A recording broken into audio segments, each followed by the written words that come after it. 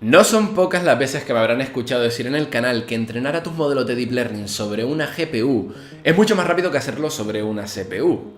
También son muchas las ocasiones en las que habré dicho que uno de los elementos claves que ha permitido que esta revolución de la inteligencia artificial surja ha sido el desarrollo de la aceleración por hardware. ¿Pero por qué? ¿Por qué? ¿Qué diferencia hay entre una CPU o una GPU? ¿Cómo funcionan estos procesadores internamente? ¿Y por qué podemos conseguir que nuestros modelos de Deep Learning se entrenen más rápido si los utilizamos? En el vídeo de hoy nos vamos a meter en el mundo del hardware para poder entender y desarrollar una intuición sobre esto. Como no puede ser de otra manera, este vídeo está patrocinado por Nvidia, lo cual me hace muchísima ilusión. Y claro, eso significa que vamos a estar hablando de Tensor Cores, de precisión mixta, de CUDA y de todos estos elementos que hacen que podamos sacarle todo el partido a nuestros modelos gracias al uso de las GPUs. Hoy se viene un café de los fuertes, de los largos, de los densos, de los que les gusta a muchos de los cafeteros, así que si tú estás listo, yo estoy listo, comenzamos. Pero antes quiero contaros una cosa que os va a interesar de la mano del sponsor de este vídeo, que es Nvidia. Y es que sois muchos los que me escribís por redes sociales diciéndome: Carlos, voy a empezar a estudiar informática o una ingeniería o arquitectura y necesito un equipo, un portátil que me pueda llevar a la universidad y que me dé el rendimiento, la potencia para poder trabajar de manera cómoda. O ahora que estamos entrando en septiembre, pues gente que quiere aprender nuevas cosas, ¿no? Pues quiero aprender inteligencia artificial o quiero aprender data science y necesitas un equipo que te dé pues todo ese rendimiento. Ya saben que yo desde que comencé el canal de YouTube hasta hace muy poquito, todo el trabajo que hacía tanto de inteligencia artificial, data science, como edición de vídeo para YouTube, pues lo trabajaba todo con un portátil. Para eso tienes que invertir en un buen procesador, en tener memoria RAM suficiente y, muy importante, en una buena tarjeta gráfica. Y es por eso que te recomiendo que si vas a invertir en un portátil, pues le eches un vistazo a la nueva campaña de Nvidia de portátiles GeForce.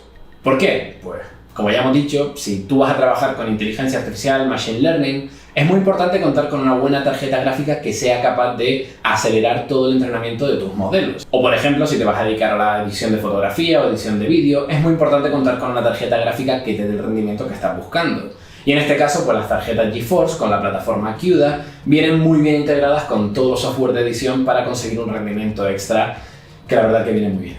En este caso, para esta promo, pues Nvidia me ha prestado uno de estos portátiles que ofertan a través de su página, un Aero 15 de GB, y lo he estado probando durante todos estos días pues para poder hacer una valoración en condiciones y es una auténtica pasada, ¿vale? Este bicho internamente tiene una tarjeta gráfica GeForce 2060, que no solo te va a servir para trabajar en tus proyectos de Machine Learning o de diseño gráfico, sino que también si lo quieres dedicar para jugar, para entretenerte, pues también te va a servir. He probado por curiosidad a ver si este portátil era capaz de mover mis gafas de realidad virtual, ¿vale? Ya saben que soy un fan de esta tecnología y ya saben que esta tecnología pues te exige bastante rendimiento a nivel gráfico. En este caso lo he probado y efectivamente este portátil pues tiene rendimiento de sobra para poder mover esta gafa de realidad virtual. Y no solo eso, sino que si además optas por un portátil de la serie RTX, pues podrás acceder a la última tecnología en renderización de gráficos, que es el Ray Tracing en tiempo real, que es básicamente esta tecnología que te permite jugar a los juegos con un nivel de realismo gráfico increíble, ¿vale? O sea, mirad cómo se ve Minecraft con el Ray Tracing activado. Una auténtica pasada. Así que nada, si te estabas pensando pues invertir dinero en un nuevo portátil de cara a septiembre, de cara a la vuelta al cole, a la vuelta a la universidad, a la vuelta al trabajo, pues que sepas que puedes consultar los diferentes portátiles GeForce que ofrece Nvidia en su página en la nueva campaña que están sacando este septiembre. Portátiles ligeros, de buen diseño y sobre todo potentes, ¿vale? Tenéis el link abajo en la descripción. Para el que ande un poco perdido, empecemos por lo básico. Cuando hablamos de CPUs o de GPUs, a lo que nos estamos refiriendo son a los tipos de procesadores que te puedes encontrar en tu ordenador convencional y cuya funcionalidad básicamente es la de procesar, ejecutar las instrucciones que conforman el software. Y claro, ¿qué es un procesador? Pues de dentro a fuera. Si recuerdas tus clases de tecnología del colegio, recordarás que hay un elemento electrónico que se llama el transistor, cuya funcionalidad, una de ellas, es la de permitir pasar la corriente de este punto de aquí a este punto de aquí cuando se aplica un ligero pulso eléctrico en este punto de aquí. Básicamente actuaría algo así como un interruptor. Esto conformaría una especie de unidad lógica que podemos utilizar, que podemos combinar para desarrollar lógicas más avanzadas. Por ejemplo, si tenemos dos transistores, los podemos combinar de esta manera para que así este pulso de salida solamente se active cuando se activen estos pulsos de entrada. Si te das cuenta, lo que estaríamos conformando aquí sería el circuito electrónico de lo que sería una puerta lógica AND. De la misma manera podríamos conformar otro tipo de circuitos pues para tener puertas lógicas OR, puertas lógicas SHORT, puertas lógicas NAND, todas las puertas lógicas. Y bueno, con esto ya tendríamos puertas lógicas. Pero esto solo es el principio, porque ahora si cogemos todas estas puertas lógicas las podríamos combinar unas con otras para, juntando operaciones lógicas, desarrollar lógicas más avanzadas. Por ejemplo, juntando unas cuantas puertas lógicas AND y unas cuantas puertas lógicas SHOR, podemos conformar un circuito eléctrico que sea capaz de, por ejemplo, realizar una operación de suma a nivel de bits. Y continuamos, porque si tú ahora coges este circuito y lo combinas con otro circuito que también pueda ser capaz de sumar, podemos generar un circuito que no solo sea capaz de sumar bits, sino que sea capaz de sumar números de mayor magnitud. Y si se fijan, con esto ya habríamos creado un circuito eléctrico que es capaz de sumar números. Pero no nos quedemos solo con eso, también podríamos generar otro circuito eléctrico que fuera capaz de realizar una resta, o otro que fuera capaz de realizar una comparación entre números, o otro que fuera capaz de realizar el número complementario de un número, ¿vale? Podemos realizar diferentes tipos de operaciones matemáticas. Ahora, si cogemos todos estos circuitos y los integramos en un único módulo, donde yo pueda insertar dos datos de entrada, dos números, y pueda elegir qué operación quiero que se realice, por ejemplo la suma, la resta, la igualdad, con esto lo que estaríamos conformando es un módulo que se conoce como una unidad aritmético-lógica. Podríamos decir que es algo así a nivel de circuitos como una calculadora. Pero en realidad, si se fijan, lo que tenemos ya aquí es una unidad de procesamiento que es capaz de realizar diferentes tipos de instrucciones. Pero no nos quedemos solo con eso, porque a ver, si volvemos de nuevo a los transistores, podemos combinarlos de esta manera, formando un bistable, para poder generar un circuito que tenga la funcionalidad de poder almacenar el estado de un bit. Es decir, estaríamos creando una especie de sistema de almacenamiento. Con esto podríamos empezar a conformar cosas más grandes, como podrían ser los registros de memoria o las celdas de memoria. Cosa que va a ser interesante para continuar, porque podríamos utilizarlos para guardar datos, los números que estamos utilizando para hacer estas operaciones matemáticas. Pero no solo eso, porque también podríamos guardar el tipo de operación que queremos que se ejecute en nuestra unidad aritmético-lógica, en nuestra ALU. Por ejemplo, podría tener en mi memoria dato número 1, dato número 2 y la operación suma que quiero que se realice con estos dos datos. Después dato número 3, dato número 4 y la operación resta que quiero que se realice con nuestros datos. Si se fijan, aquí ya estaríamos almacenando un tipo de programa, un tipo de software, una serie de instrucciones que han de ser ejecutadas, que han de ser procesadas. Pero oye, es que a lo mejor yo lo que quiero hacer es que en función del resultado de haber ejecutado una instrucción, pues se ejecute un tipo de instrucción o otra. O que a lo mejor saltemos alguna dirección de memoria diferente para guardar el resultado de la operación que acabo de hacer. Esto lo podríamos hacer en realidad de manera muy sencilla, porque seguramente tengamos un registro de memoria donde esté guardada la dirección de memoria en la que estamos leyendo la instrucción a ejecutar ahora. Claro, esta dirección de memoria no deja de ser un número que nosotros podríamos pasar por nuestra unidad de aritmético-lógica para sumar o restar posiciones. Con lo cual no debería ser tan complicado generar un tipo de instrucción que podemos llamar goTo, que te permita pues avanzar a diferentes puntos de la memoria. Es decir, ya estaríamos empezando a implementar flujos de control más avanzados. Y claro, te vas a mover a una posición de memoria porque vas a leer un dato que vas a utilizar para otra operación o porque vas a guardar el resultado, vas a leer o vas a escribir. Al final te das cuenta de que necesitas generar también una serie de instrucciones que te permitan controlar todos estos elementos. Y esta lógica la puedes implementar y la puedes integrar en lo que se conoce como una unidad de control. Todos estos elementos que acabo de poner sobre la mesa, a grandes rasgos son los elementos que te podrías encontrar en un procesador convencional como el que funciona dentro de tu ordenador. Esta arquitectura, donde tenemos una unidad aritmético-lógica, unidad de control, registros y memoria, donde están almacenados tanto los datos como las instrucciones del programa a ejecutar, conformarían lo que se conoce como una arquitectura de von Neumann. Lo interesante aquí, si te fijas, es que esto no deja de ser una combinación de transistores, de circuitos eléctricos y de módulos donde hay implementadas una serie de instrucciones que nosotros hemos definido.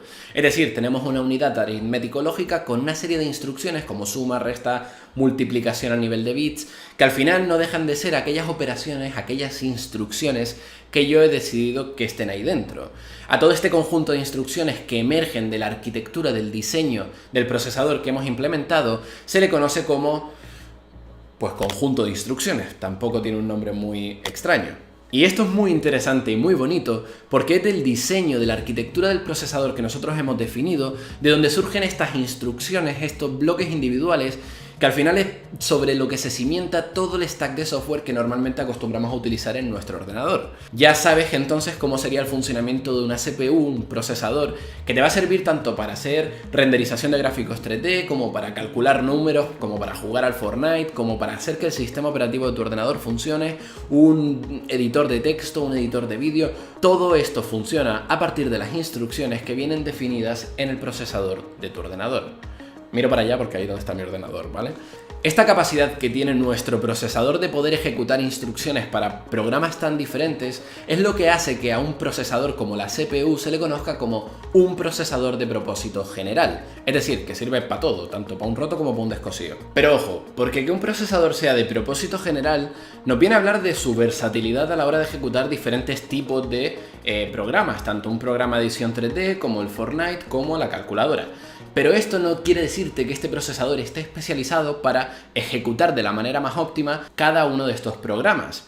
Por ponerte un ejemplo, imagínate que yo estoy haciendo un programa de análisis en tiempo real de los datos que me llegan en un coche autónomo. Buen momento para recordar que tienes pendiente ver mi último vídeo sobre coches autónomos que subí la semana pasada.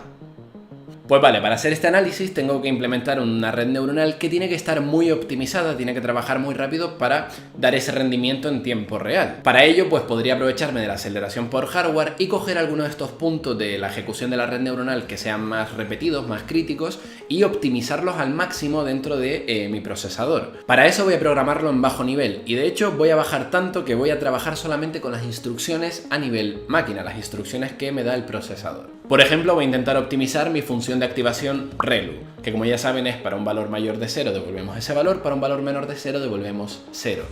En este caso, pues tendría que hacerlo con las instrucciones de mi procesador, lo cual sería algo así como: voy a memoria, leo el valor de entrada, comparo si ese valor es mayor o igual que 0, si es mayor que 0 voy a memoria y escribo el mismo valor o devuelvo el valor donde lo había leído, y si es menor que 0 pues tengo que devolver el valor de 0, ¿vale?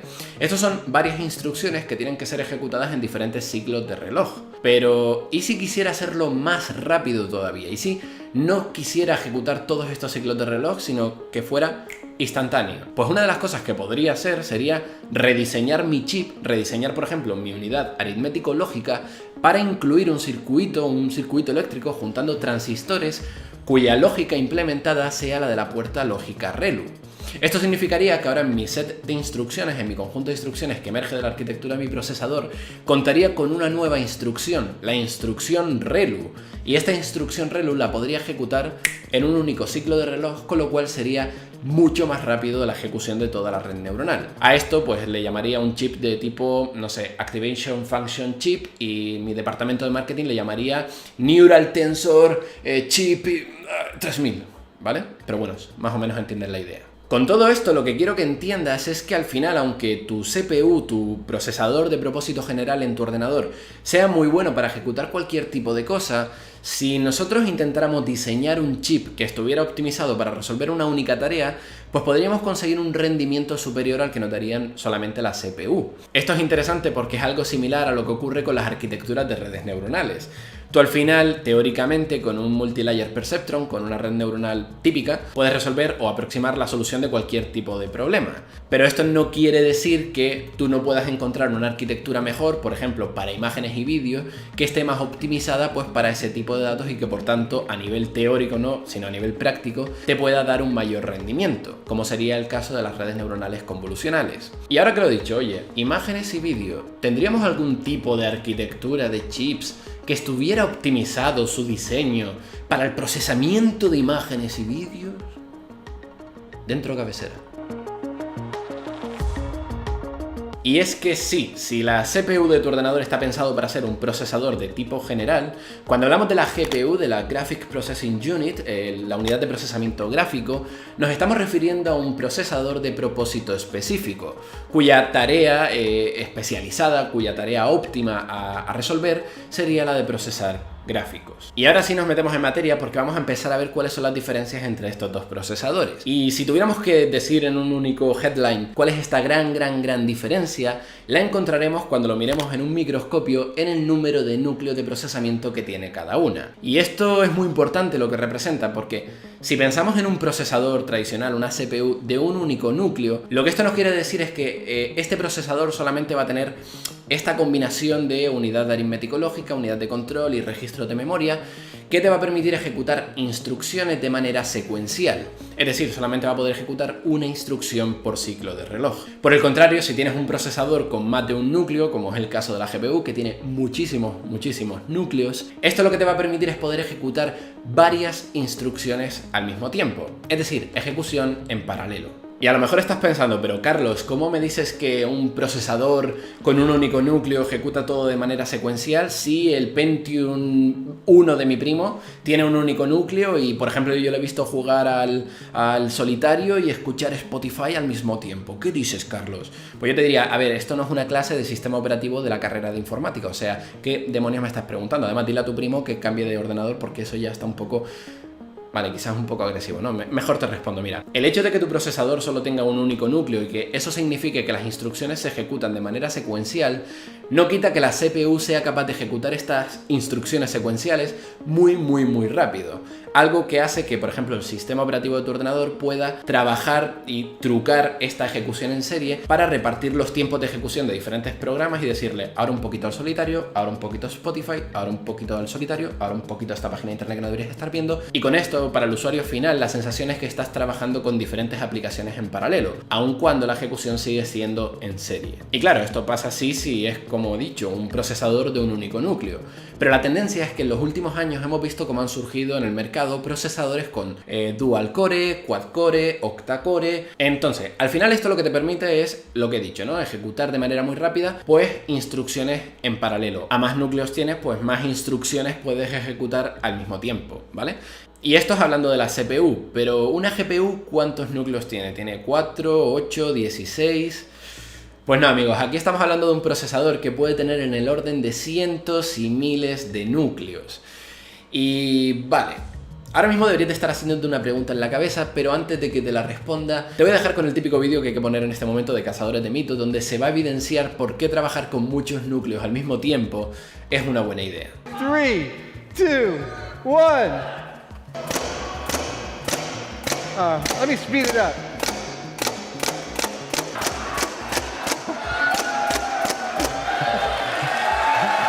Ladies and gentlemen, Leonardo 2.0. 6, 5, 4, 3, 2, 1.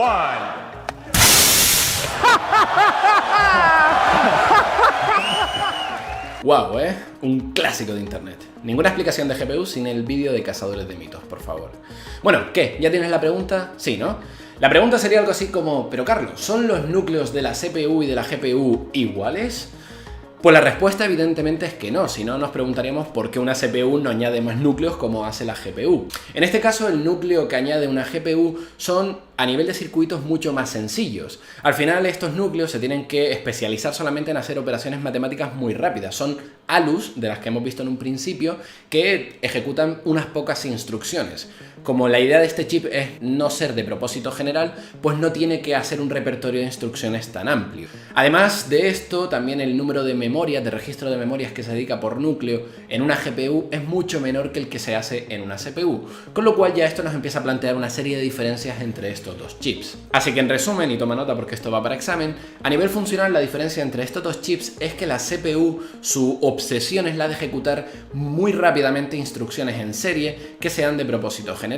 Y por el contrario, la GPU lo que busca, su obsesión es la de ejecutar el mayor número de instrucciones al mismo tiempo. O dicho de manera más técnica, fomentar el paralelismo. Y si con el vídeo de Cazadores de Mitos todavía no te ha quedado claro por qué el paralelismo nos interesa, déjame que te ponga otro ejemplo. Imagínate una operación como multiplicar dos matrices. Ya sabes, si te has enfrentado alguna vez a programarlo, cómo sería la multiplicación de dos matrices, que esto implica hacer la suma acumulada del producto escalar de cada uno de los elementos entre una fila y una columna de las matrices que estamos multiplicando. Esta operación, si la trasladaras a código, implicaría recorrer todas las filas y columnas de la matriz resultante y recorrer todos los elementos de las filas y las columnas, algo que se traduciría en 3 bucles for anidados y que a nivel computacional es desastroso, ¿vale? Tiene un orden computacional de n al cubo. Esto significa que, vale, a lo mejor para ejecutar una multiplicación de matrices pequeñas, pues una CPU nos puede venir bien, ejecutarlo secuencialmente, pero cuando el tamaño de las matrices se incrementa, la cosa se nos va de madres. ¿Cómo podríamos intentar acelerar esto? Pues si nos aprovecháramos del paralelismo, de la cantidad de núcleos que nos ofrece una GPU, lo que podríamos hacer aquí es decir, oye, cada uno de los elementos resultantes de la matriz final lo podríamos calcular de manera independiente. Al final el valor de la celda 1,1 no tiene nada que ver con el resultado de la celda 5,28. Con lo cual estos dos valores los podríamos calcular como si fueran operaciones diferentes. Y puesto que nuestro procesador, nuestra GPU, nos permite tener hilos de ejecución muchísimos al mismo tiempo, lo que podemos utilizar es el paralelismo para distribuir esta ejecución y que cada uno se vaya calculando de manera simultánea y el orden de computación de esta multiplicación de matrices se vería reducido drásticamente. Y ojo, porque he usado aquí la multiplicación matricial de manera no trivial. Y es que al final, lo hemos dicho antes, esto es la GPU, la Graphic Processing Unit. Y no sé si estarán familiarizados con cuál es el pipeline de procesamiento de gráficos en un ordenador, pero lo normal es que si tú tienes un modelado en 3D, que puede ser esto de aquí, pues esto se puede descomponer en diferentes triángulos cuyos vértices vienen representados por vectores en un espacio tridimensional. Estos vectores, si tú quieres aplicar una transformación de rotar, trasladar o escalar el objeto, lo que tienes que hacer es multiplicarlos por unas matrices que apliquen estas transformaciones. No solo eso, sino que también si tú tienes este objeto en 3 dimensiones y lo quieres convertir ya a una imagen bidimensional para mostrarlo en pantalla, tienes que proyectarlo a través de la utilización de lo que se conoce como una projection matrix. Además, cada uno de los vértices que conforman a nuestro modelo lo podemos procesar de manera independiente aprovechándonos del paralelismo de nuestro procesador en cada uno de los núcleos. Y esto no para aquí, además estos vértices cuando los quieres convertir a píxeles, cada uno de estos píxeles también de manera independiente los puedes procesar aplicando productos escalares que en este caso pues van a calcular cuál es la iluminación, el sombreado, la textura que tenemos que aplicar a cada uno de estos píxeles. Si te fijas, todo este pipeline es una sucesión de matrices y productos escalares que, por cierto, ¿a qué me sonará eso? Bueno, al final un conjunto de tareas que por su naturaleza están muy preparadas para sacarle todo el partido a este procesamiento multihilo que nos ofrece la tarjeta gráfica. De ahí que esta tarjeta gráfica, pues su propósito específico sea el de procesar gráficos en el ordenador. Y bueno, he de confesar algo, ¿vale? Antes les he mentido. Antes he dicho que sí, que la tarjeta gráfica, su propósito específico es el de procesar gráficos. Pero esto ya no es del todo cierto. Y es que la tendencia en los últimos años ha sido la de decir, oye, vale, perfecto, esta tarjeta, su paralelismo a lo mejor viene muy bien para procesar gráficos, sí. Pero es que a lo mejor también hay otra serie de problemas que también pueden ser descompuestos y ser beneficiados por la utilización de este paralelismo. Hablamos de problemas como la computación de dinámica de fluidos y de partículas, de modelado climático, para finanzas computacionales, para criptografía, minado de criptomonedas, renderizaciones de imágenes médicas, modelado de moléculas y al final muchas otras tareas y campo de estudio que se puede haber beneficiado del paralelismo al dividir la tarea en diferentes subtareas independientes que pueden ser ejecutadas en diferentes núcleos. Estamos entrando aquí en un campo súper interesante que es el uso de las tarjetas gráficas con propósito general. Un campo que en inglés se conoce como el General Purpose Graphic Processing Unit o por las siglas GPGPU. Y que bueno, donde todas estas tareas tienen cabida y por supuesto, como no, también entra el Machine Learning. Efectivamente es el Machine Learning, el Deep Learning, uno de estos campos donde tenemos, por ejemplo, muy utilizadas las redes neuronales, que no dejan de ser una tarea que se puede ver muy beneficiada, como ya sabemos, por el uso de las GPUs. Por eso, cuando surge esta nueva tendencia de la utilización de las tarjetas gráficas con propósito general, pues empezamos a pensar si podemos combinar estas dos tecnologías para sacar un mayor rendimiento. Inicialmente el uso de propósito general de las tarjetas gráficas se veía muy limitado por el diseño muy orientado a computar gráficos que tenían estas tarjetas. Y no fue hasta 2007 que Nvidia sacó una plataforma que te permitía poder utilizar estas tarjetas gráficas, programarlas para resolver otro tipo de tareas. Como te puedes dar cuenta, esto es una de las piedras angulares para poder empezar a utilizar con propósito general esta tecnología. A lo mejor todo esto del uso de propósito general de las tarjetas gráficas te sonaba o no, pero lo que tengo claro es que el nombre de esta plataforma sí te lo conoces, y es CUDA. Es con el lanzamiento de CUDA o CUDA con el que se empieza a generalizar el uso del paralelismo pues para resolver otro tipo de tareas. Y no tardó mucho en el momento en el que el noviazgo con el Deep Learning surgió. Es 2 años más tarde, en 2009, cuando se publica el siguiente paper, donde se presenta los resultados de entrenar a una red haciendo uso del paralelismo que ofrece una tarjeta gráfica en comparación con una CPU. Los resultados que arrojan este artículo era que el uso de la GPU daba una velocidad de entrenamiento de 70 veces más rápido que hacerlo sobre una CPU multinúcleo. Algo que creo que todos podemos coincidir en que es bastante revolucionario. Estamos hablando de que un modelo de Deep Learning pase a estar varias semanas entrenándose a solamente un día, algo que favorece notablemente el poder experimentar con este tipo de arquitecturas. Y al final aquí está la clave de todo, es el poder entrenar a tus modelos de manera mucho más rápida, el poder iterar en diferentes tipos de arquitectura, el poder experimentar, uno de esos elementos claves que permitió que durante la década de 2009 a 2019 hayamos tenido toda esta explosión de diferentes arquitecturas y avances y progresos en el campo del Deep Learning, algo que sin duda pues tenemos que agradecer a la aceleración por hardware. Y creo que ya podemos responder a esta pregunta. ¿Por qué se consigue esta aceleración por hardware? ¿Por qué las redes neuronales es un tipo de problema que se puede ver favorecido por el uso del paralelismo? Pues bien, si te fijas, el entrenamiento de una red neuronal es una tarea altamente paralelizable.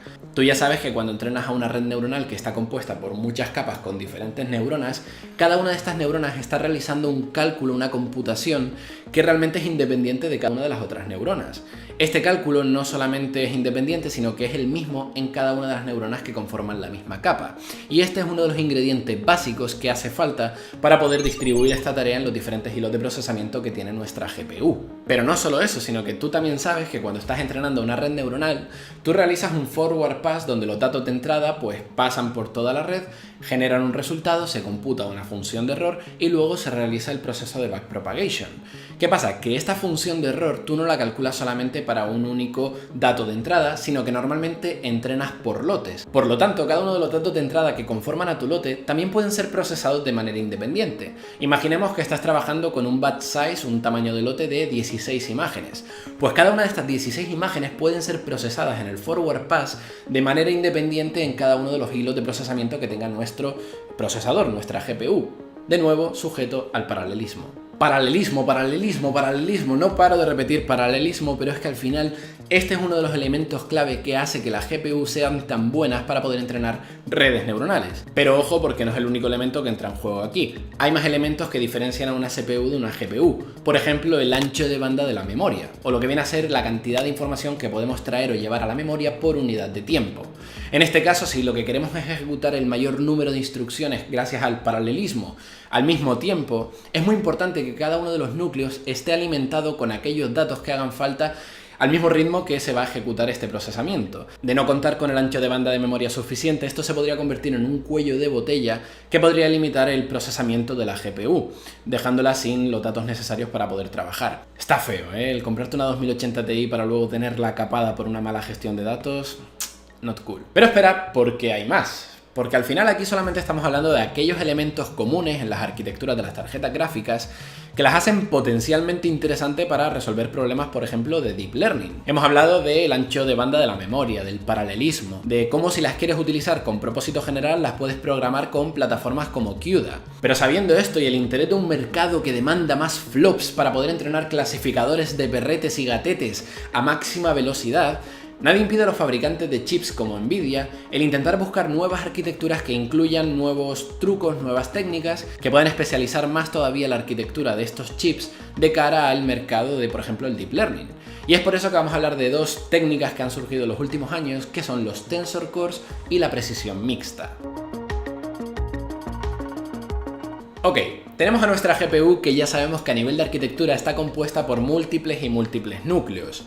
Comercialmente a estos núcleos se le llaman CUDA cores, núcleos CUDA, pero en nuestro caso ya sabemos que esto no deja de ser unidades aritmético-lógicas como las que mencionamos en un principio, es decir, circuitos que son capaces de resolver diferentes instrucciones de operaciones matemáticas y lógicas. Estas unidades, como vimos antes, son capaces de resolver operaciones matemáticas con números enteros, pero si quisiéramos también podríamos diseñarlas para que operaran, por ejemplo, con números racionales, números con decimales. Y ya saben que en informática para representar números racionales es una movida, porque al final tenemos que utilizar el tipo de dato de punto flotante, donde dedicamos una cantidad de bits para poder representar hasta cierta precisión pues el número decimal que queramos. De manera estándar se utiliza el tipo de dato FP32, que utiliza una cadena de 32 bits para representar al número racional. Claro, si tú quisieras ganar en precisión, podrías utilizar un tipo de dato que usara un mayor número de bits, por ejemplo FP64, pero a costa de utilizar una mayor cantidad de memoria para representar a ese número. Y también podrías hacer lo contrario, podrías utilizar una cadena de 16 bits, FP16, para representar con menos precisión a un número decimal, pero eso sí, ahorrándote espacio en memoria. Y claro, para ciertos problemas esta pérdida de precisión de los números decimales puede ser bastante crítica. Pero lo que se ha comprobado es que para el Deep Learning esta pérdida de precisión de los números decimales, que en este caso pues serían los parámetros de nuestro modelo o las activaciones que salen de una capa a otra, pues no afecta tanto al rendimiento siempre que se apliquen una serie de truquitos donde estamos mezclando pues tipos de datos FP16 y tipos de datos FP32. De ahí a que este tipo de entrenamiento se le conozca como entrenamiento de precisión mixta, porque estamos mezclando tipos de datos. Y claro, ¿por qué nos podría interesar utilizar esta representación en 16 bits?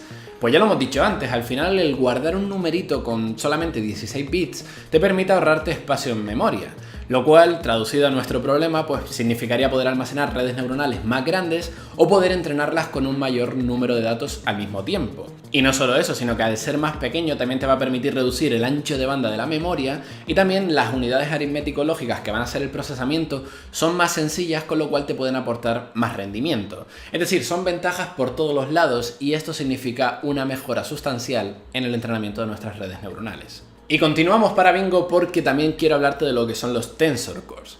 Al final lo hemos dicho antes, en las redes neuronales hay un tipo de operación que no para de repetirse en todo momento, y es la multiplicación de matrices. Es por eso que en las últimas GPUs Nvidia ha ido modificando sus arquitecturas para incorporar un nuevo tipo de núcleos que se van a encargar de resolver una tarea diferente a los CUDA Core que hemos hablado antes. Estamos hablando de los Tensor Core, un tipo de núcleos que se van a encargar de resolver una única instrucción, una única tarea. Multiplicar dos matrices de tamaño 4×4 y agregarla a otra matriz.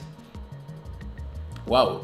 Es decir, si antes, por ejemplo, estamos hablando que para multiplicar dos matrices tenías que preocuparte de paralelizar su procesamiento, mandarlo a diferentes hilos, en este caso no. En este caso, si tú tienes dos matrices y otra más, pues puedes hacer toda esta operación en un único ciclo de reloj.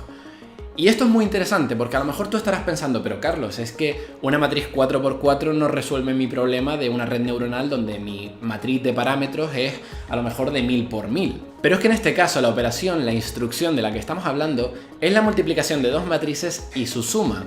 Un tipo de operación que puede ser utilizada para atacar la multiplicación de matrices más grandes al dividirla en diferentes bloques y calcular el subproducto de ellas. Al hacer esto, pues nos podemos aprovechar de estos Tensor Core para que se encarguen de hacer de manera muy especializada esta operación, consiguiendo un rendimiento superior, muy superior a lo que se podía conseguir con arquitecturas anteriores. Estos núcleos, los Tensor Cores, están disponibles para ser utilizados por cualquier programador a través de CUDA que sea capaz de descomponer su problema que quiera resolver en un problema que sea resuelto con una instrucción de 4×4 más 4. Pero, claro, ¿qué pasa? Esto no puede servir para todos los problemas. ¿Por qué? Pues bueno, porque estos Tensor Core, para poder operar de manera óptima, de manera eficiente, hacen uso de la técnica que hemos dicho antes de precisión mixta.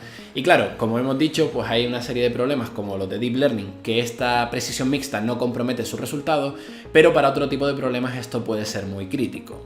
Aquí lo interesante es que tú has entendido toda esta explicación que te acabo de dar, y eso significa que ya estás desarrollando una intuición en cómo funcionan todas estas tecnologías, lo cual de cara a futuros proyectos, si te dedicas a trabajar en Deep Learning, creo que te va a resultar bastante valioso. Si te preguntas cómo tú puedes hacer uso de todo esto, la buena noticia es que posiblemente ya lo estés utilizando.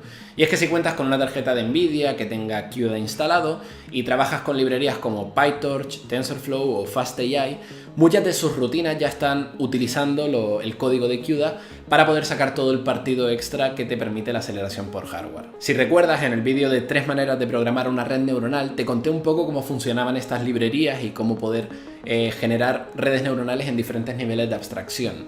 Hoy en ese stack hemos bajado otro nivel, nos hemos acercado al metal para ganar un poco de intuición en cómo funcionan todas estas tecnologías que han permitido el desarrollo, el avance del campo del Deep Learning. Hemos dejado muchos detalles fuera, ¿vale? Y en realidad mi intención con este vídeo no es que te conviertas en un experto del hardware de la noche al día. Aquí mi intención es que la próxima vez que estés trabajando con una librería de Deep Learning como la de FastAI y utilices una función como esta, sepas que si hay una mejora del rendimiento del 200% a la hora de entrenar a tu modelo, esto se está produciendo porque hay una serie de rutinas CUDA que están llamando a la aceleración por hardware de tu GPU para coger estas multiplicaciones matriciales y ejecutarlas sobre núcleos de tensores, que lo que están haciendo es aprovechar el paralelismo de todos estos núcleos para hacerlo de manera eficiente, y que estos núcleos no dejan de ser unidades aritmético-lógicas conformadas por muchas puertas lógicas y transistores colocados de manera correcta. Nos vemos en el próximo vídeo. Muchas gracias por aguantar hasta el final. Ya sabes que si este vídeo te ha gustado, pues puedes dejar tu like aquí abajo y comentar. Y también que si valoras este tipo de contenido en YouTube, formación gratuita, pues puedes sumarte a apoyar el canal financieramente a través de mi Patreon. Podéis seguirme en Instagram, en Twitter, donde comparto cosas que también les pueden interesar. Y nos vemos la próxima semana. Muchas gracias.